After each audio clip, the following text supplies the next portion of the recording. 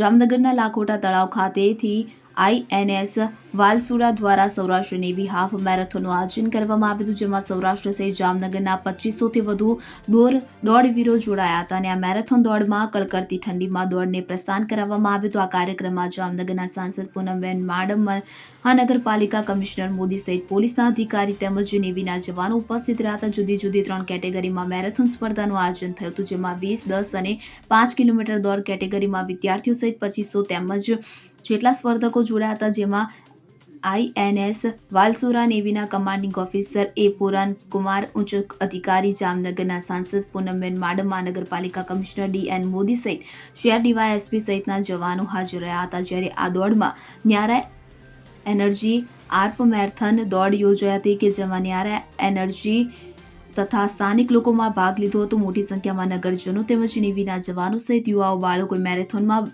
જોડાયા હતા અને જ્યારે આ હાફ મેરેથોન દોડમાં સ્થાનિક લોકો અને દરિયાઈ જાગૃતતા ફેલાવવાનો, ફિટનેસ, દ્રઢતા, ધૈર્ય, માનસિક અને શારીરિકતાને પ્રોત્સાહન આપવા માટે તેમજ યુવાઓ ભારતીય નૌકાદળની પસંદગીની કારકિર્દી પસંદગી તરીકે ધ્યાનમાં લેવા પ્રેરિત થાય તે અંતર્ગત INS વાલસુરા દ્વારા હાફ મેરેથોન દોડનું આયોજન કરવામાં આવ્યું હતું। સૌરાષ્ટ્ર નેવી હાફ મેરેથોન દોડ 2024માં 16 થી 39 વર્ષ ફિમેલમાં પ્રથમ નંબર માનવીબેનનો આવ્યો હતો, ત્યારબાદ 40 વર્ષ ઉંમરમાં પ્રથમ નંબર પિંકી જાનુનો આવ્યો હતો, જ્યારે પુરુષ વિભાગમાં 16 વર્ષથી 39 વર્ષમાં મેરેથોન દોડમાં પ્રથમ નંબર વિષ્ણુ કેકેનો આવ્યો હતો, તેમજ 40 વર્ષથી વધુ ઉંમરના પુરુષોમાં પ્રથમ નંબર લિંક શ્યામ સુંદરનો આવ્યો હતો।